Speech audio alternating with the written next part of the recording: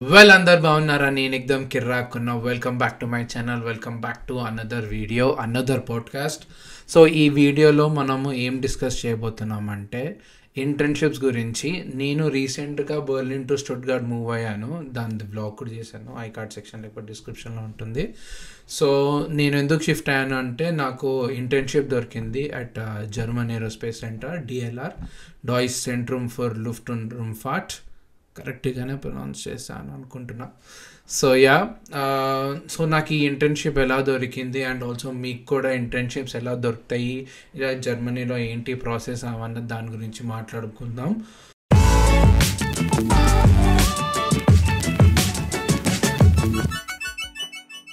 So before getting in to this video, let's talk about the video sponsor గ్యాన్ధన్.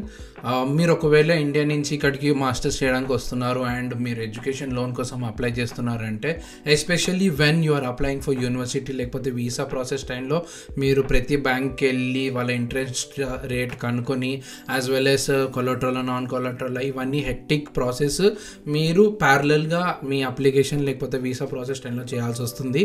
And ఆ టైంలో చాలా hectic and చాలా హెడ్ఏక్గా ఉంటుంది. So గ్యాన్ధన్ వాళ్ళు ఏంటంటే, మీరు ఒకవేళ మీ ప్రొఫైల్ అనేది వాళ్ళ దాంట్లో అప్డేట్ చేస్తే వాళ్ళే మీ ప్లేస్లో ప్రతి బ్యాంక్ దగ్గరికి వెళ్ళి ఏ బ్యాంక్ బెస్ట్ ఇంట్రెస్ట్ రేట్ ఇస్తుంది and as well as collateral, non collateral and also processing fee అనేది కొంచెం నెగోషియేట్ చేసి అంతా మీకు ఒక బెస్ట్ ప్యాకేజ్ కింద ఇస్తారు. అండ్ ఈ కంప్లీట్ ప్రాసెస్ అనేది కంప్లీట్లీ ఫ్రీ. సో మీరు ఒకవేళ ఎడ్యుకేషన్ లోన్ కోసం సీక్ చేస్తున్నారంటే డెఫినెట్లీ చెక్అవుట్ గ్యాన్ధన్. డిస్క్రిప్షన్లో లింక్ ఉంటుంది నాది. అండ్ యాజ్ వెల్ యాజ్ మీరు ఒకవేళ ఎవరైనా మీ కజిన్స్ కానీ ఎవరైనా జర్మనీకి కాకపోతే ఈవెన్ యుఎస్, కెనడా, యూకే ఎక్కడైనా మాస్టర్స్ చేయడానికి వెళ్తున్నారు అండ్ వాళ్ళకి ఎడ్యుకేషన్ లోన్ కావాలి అంటే డెఫినెట్గా గ్యాన్ధన్ అనేది రికమెండ్ చేయండి. కింద డిస్క్రిప్షన్లో నా లింక్ ఉంటుంది. సో ఇప్పుడు ఇంటర్న్షిప్స్ గురించి మాట్లాడితే, ఇంటర్న్షిప్స్ని జర్మనీలో ప్రాక్టికమ్ అని కూడా అంటారు. సో మీరు ఒకవేళ ఏ జాబ్ అప్లికేషన్ అప్లై చేస్తున్నప్పుడు డెఫినెట్గా ఇక్కడ హెచ్ఆర్ వాళ్ళు చూస్తారు ఏంటంటే, మీకు ఒకవేళ జర్మనీలో ఎక్స్పీరియన్స్ ఉందా లేదా. ఒకవేళ మీకు జర్మనీలో ఎక్స్పీరియన్స్ ఉందంటే అది చాలా ప్రయారిటీ అండ్ దానికి చాలా ఇంపార్టెన్స్ అనేది ఇస్తారు. నో మ్యాటర్ ఇండియాలో ఎంత ఎక్స్పీరియన్స్ ఉన్నా డెఫినెట్గా మీరు end of the day masters తర్వాత జర్మన్ కంపెనీస్లో పనిచేయాలనుకుంటారు లేకపోతే జర్మనీలో పనిచేయాలనుకుంటారు. అండ్ జర్మనీలో ఉన్న experience no matter even if it's 3 months or 6 months అది చాలా స్ట్రాంగ్గా ఉంటుంది.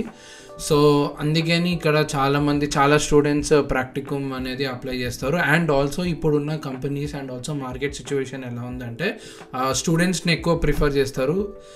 ఎందుకు అంటే స్టూడెంట్స్ కొంచెం చీప్గా దొరుకుతారు compare to full time workers. And also మనం ఫుల్ టైమ్గా వర్క్ చేయాలి యాజ్ వెల్ యాజ్ మనకి కూడా అది మంచి ఎక్స్పీరియన్స్ లాగా యాడ్ అవుతుంది మన రెజ్యూమేలో. సో అందుకని ఇక్కడ స్టూడెంట్స్ అందరూ ఇంటర్న్షిప్ అనేది చేస్తారు. అండ్ ఆల్సో చాలా యూనివర్సిటీ అండ్ చాలా కోర్సెస్లో కూడా మ్యాండేటరీ ఇంటర్న్షిప్ అనేది ఉంటుంది. మ్యాండేటరీ ఇంటర్న్షిప్ అంటే నువ్వు ఖచ్చితంగా ఒక ఇంటర్న్షిప్ లేకపోతే ఒక రీసెర్చ్ దాంట్లో పనిచేయాలి. రీసెర్చ్ మీద పనిచేయాలి. రీసెర్చ్ మీద పనిచేయాలి. సో అవన్నీ కూడా డెఫినెట్గా మీ అకాడమిక్స్కి స్ట్రాంగ్గా వాల్యూ ఇస్తుంది. అట్లానే మీ రెజ్యూమేలో కూడా చాలా వాల్యూ ఇస్తుంది. సో ఈ ఇంటర్న్షిప్స్ లేకపోతే ప్రాక్టికమ్కి ఎలా అప్లై చేయాలి అనే దాని గురించి మాట్లాడదాం. సో ఫస్ట్ థింగ్స్ ఫస్ట్, ఇక్కడ చాలామంది మా ఫ్రెండ్స్ కూడా ఈ మిస్టేక్ చేస్తారు. ఏంటంటే ఒక బేసిక్ టెంప్లెట్, ఒక బేసిక్ రెజ్యూమే చేసేసుకొని ప్రతి ఒక్క ఇంటర్న్షిప్స్ దానికి వర్కింగ్ స్టూడెంట్స్ ప్రతి దానికి అప్లై చేస్తారు. అది చాలా పెద్ద మిస్టేక్.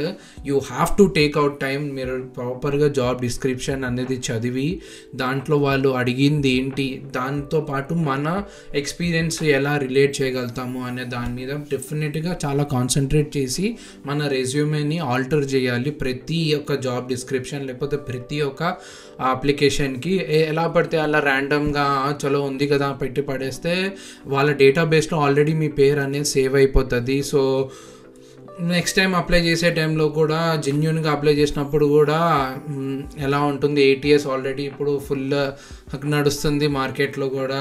ఫుల్ ఆటోమేటిక్ స్కాన్ చేసి మీకు వెంటనే 1 day ఈవెన్ నాకు చాలామంది, నాకు కూడా పర్సనల్గా ఒక 1 or 2 hours రిజెక్షన్స్ వచ్చాయి చాలాసార్లు అలా అప్లై చేస్తే. సో అలా అప్లై చేసినప్పుడు మీరు ఆ కంపెనీకి వెళ్ళే ఛాన్సెస్ అనేది అన్నెసెసరీగా హర్ట్ చేసుకుంటారు. సో ఎప్పుడైనా మీరు ప్రాక్టికమ్ లేకపోతే ఇంటర్న్షిప్స్కి అప్లై చేస్తున్నారంటే డెఫినెట్గా రెజ్యూమ్ అనేది ఆల్టర్ చేయండి according to the application. And important thing ఏంటంటే, ఒకవేళ జాబ్ డిస్క్రిప్షన్ జర్మన్లో రాసింది అంటే most probably by default German language mandatory అక్కడ. ఒకవేళ ఇంగ్లీష్లో ఉందంటే అది ఇంగ్లీష్లో కూడా యాక్సెప్ట్ చేస్తారు అండ్ దాంట్లో మెన్షన్ చేస్తారు జర్మన్ ఈజ్ ఆల్సో రిక్వైర్డ్ అని. లేదంటే ఒకవేళ జాబ్ డిస్క్రిప్షన్ జర్మన్లో ఉందంటే సో అది మ్యాండేటరీగా మీకు జర్మన్ లాంగ్వేజ్ ఇంపార్టెంట్, మాకు ఇక్కడ కావాల్సిందే అన్నట్టు ఇండైరెక్ట్గా ఒక సిగ్నల్. అది ప్రతి కేసులో ఇది కరెక్ట్ ఆర్ ప్రతి కేసులో ఇది అలానే ఉంటుందని కాదు, కానీ మోస్ట్ ఆఫ్ ద కేసెస్ ఒకవేళ జాబ్ డిస్క్రిప్షన్ జర్మన్లో ఉందంటే ఎస్, అది జర్మన్ లాంగ్వేజ్ మ్యాండేటరీగా కావాల్సిందే అని. అండ్ మీరు ఇంటర్నెట్లోకి వెళ్ళి గూగుల్లో కానీ లేకపోతే ఎక్కడైనా లింక్డ్ఇన్ లేకపోతే ఇండీడ్ అనేది చాలా వాడండి. ఎందుకంటే ఇండీడ్ ఏంటంటే చాలా ఫాస్ట్గా ప్రజెంట్ చేస్తుంది జాబ్స్ అనేవి కంపేర్ టు లింక్డ్ఇన్లో మీకు తెలిసిందే కాంపిటీషన్ అనేది కూడా ఎక్కువ. అఫ్కోర్స్ ఇండీడ్లో కాదు అనట్లేదు, కానీ ఇండీడ్లో ఏంటంటే మీకు అట్లీస్ట్ వెంటనే అప్డేట్స్ అనేది వచ్చేస్తే మీకు దాంట్లో టైం ఉంటుంది, ఎప్పుడు అప్లై చేస్తారు ఏంటి, అండ్ చాలా ఎక్కువ ఆపర్చునిటీస్ అండ్ ఎక్కువ జాబ్ పోస్టింగ్స్ అనేవి కూడా ఇండీడ్లో ఎక్కువ compare to LinkedIn as per my experience. So yeah, డెఫినెట్గా ఇండీడ్ అనేది చెక్ చేయండి. అండ్ ఆల్సో రెజ్యూమ్తో పాటు కవర్ లెటర్ కూడా రాయాలి. కవర్ లెటర్ అనేది కూడా చాలా ఇంపార్టెంట్. మీరు నార్మల్గా గూగుల్లోకి వెళ్ళి ఒక కవర్ లెటర్ శాంపుల్ అనేది తీసుకోండి. ఈవెన్ మీరు కూడా ఈ చాట్ జీపీటీ లేకపోతే ఇంకేమన్నా కోపైలట్ కానీ ఇంకేమన్నా ఏఐ రిలేటెడ్ థింగ్స్ అనేవి కూడా మంచిగా వాడండి. దాన్ని వాళ్ళు కూడా మీరు ఒకవేళ జాబ్ డిస్క్రిప్షన్ ఏఐ దానికి ఇస్తే వాళ్ళే ఇస్తారు కీవర్డ్స్ ఏంటి, వాళ్ళు ఎగ్జాక్ట్గా ఏం వెతుకుతున్నారు ఏంటి అనేది మీరు ప్రాంప్ట్స్ రాసి దాన్ని అడిగితే వాళ్ళే ఇస్తారు. దాన్ని బట్టి మీరు మీ కవర్ లెటర్ అండ్ రెజ్యూమే అనేది ఆల్టర్ చేసి అప్లై చేయండి. నాకు అలా ఇంటర్వ్యూ వరకు అయితే నేను చాలాసార్లు వెళ్ళాను. అఫ్కోర్స్ కొన్నిసార్లు ఇంటర్వ్యూ అనేది క్రాక్ చేయడం కొంచెం కష్టం, నాకైంది. మేబీ నేను వాళ్ళకి అంత ఎక్స్పెక్టేషన్స్ అంత వెళ్ళకుండా కాకపోయినా అట్లీస్ట్ నేను ఇంటర్వ్యూ వరకు అయితే వెళ్ళాను. అంటే ATS అనేది పాస్ అయింది నాది. సో అలా ఉంటుంది ఇక్కడ. సో డెఫినెట్గా మీ రెజ్యూమే అనేది ఆల్టర్ చేయాలి according to the job description, resume and cover letter.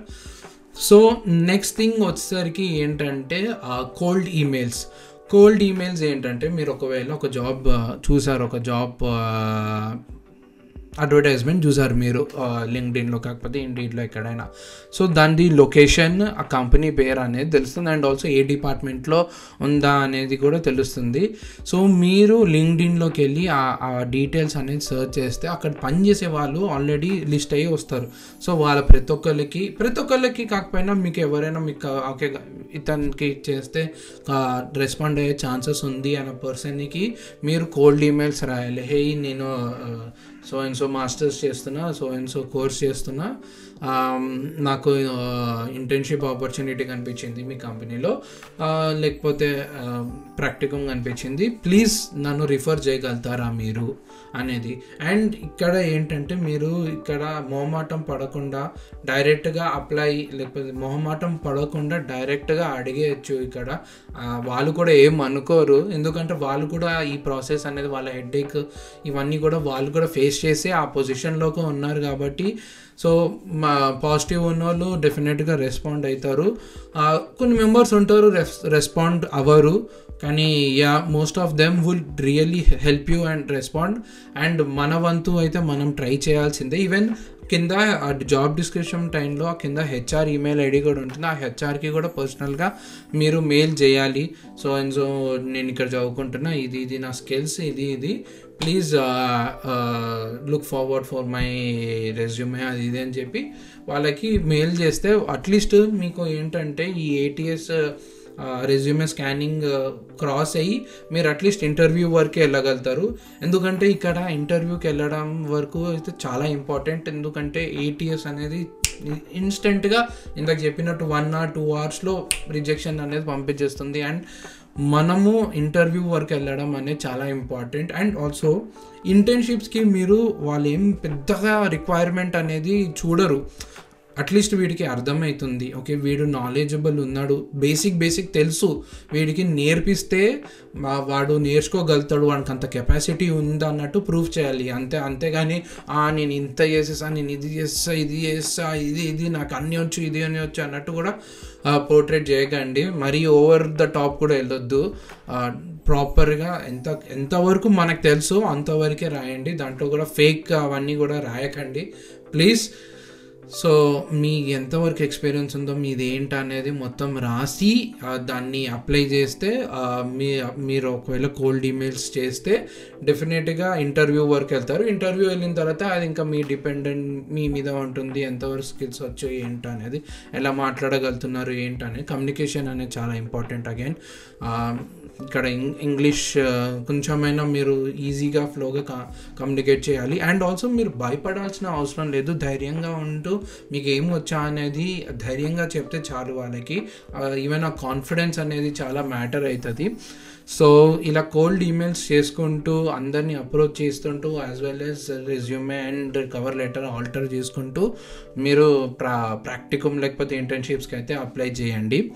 And ఇప్పుడు మనం ద మోస్ట్ ఇంపార్టెంట్ అండ్ నాకు ఈ ప్రాసెస్ ద్వారా ఇంటర్న్షిప్ దొరికింది, అది ఏంటంటే నెట్వర్కింగ్ ఎలా చేయాలి. ఫర్ ఎగ్జాంపుల్ మీరు డెఫినెట్గా ఒక పర్సన్ని కలవాలి అని అనుకుంటున్నారు, లేకపోతే ఫర్ ఎగ్జాంపుల్ ఆ కంపెనీలో పనిచేసే వాళ్ళని లేకపోతే ఆ డిపార్ట్మెంట్ వాళ్ళని కలవాలి అని అనుకుంటున్నారు. కానీ లింక్డ్ఇన్లో అయితే ఫిజికల్గా అవ్వదు, డిజిటల్గా మీరు అప్రోచ్ అవ్వచ్చు డెఫినెట్గా. కానీ ఇన్ పర్సన్గా కలవాలి అని అనుకుంటే మీరు స్టూడెంట్స్ కాబట్టి ఇక్కడ జర్మనీలో చాలా జాబ్ ఫేర్స్ అనేవి నడుస్తాయి. జాబ్ ఫేర్స్లో మోస్ట్లీ హెచ్ఆర్ వాళ్ళు ఉంటారు, కానీ ఆల్సో కాన్ఫరెన్సెస్ అనేది జరుగుతుంది, లేకపోతే రీసెర్చ్ కాన్ఫరెన్సెస్ అలాంటివి కూడా జరుగుతుంది. సో అలాంటి టైంలో మీరు అక్కడికి వెళ్ళి, మీరు స్టూడెంట్స్ కాబట్టి డెఫినెట్గా యూనివర్సిటీ నుంచి దానికి ఎంట్రన్స్ ఫీ అంతా యూనివర్సిటీ కట్టుకుంటుంది. మీరు మీ కోఆర్డినేటర్తో మాట్లాడి నేను చెప్పాలి, నేను ఫర్ ఎగ్జాంపుల్ ఇలాంటి ఒక కాన్ఫరెన్స్ నడుస్తుంది, నేను వెళ్ళాలనుకుంటున్నా, అక్కడ నా నెట్వర్కింగ్ పెంచుకోవాలనుకుంటున్నా, యాజ్ వెల్ యాజ్ మన యూనివర్సిటీని రిప్రజెంట్ చేయాలనుకుంటున్నా అన్నట్టు మాట్లాడితే డెఫినెట్గా వాళ్ళు కూడా మీకు హెల్ప్ చేస్తారు. ఒకవేళ యూనివర్సిటీ నుంచి ఎంత సపోర్ట్ లేకపోయినా మీరు స్టూడెంట్ కాబట్టి దానికి ఎంట్రన్స్ అనేది స్టూడెంట్ వాళ్ళకి చాలా డిస్కౌంటెడ్ ప్రైస్లో దొరుకుతుంది. సో మీరు అలాంటి టికెట్స్ తీసుకుని అలాంటి ఈవెంట్స్కి వెళ్ళాలి.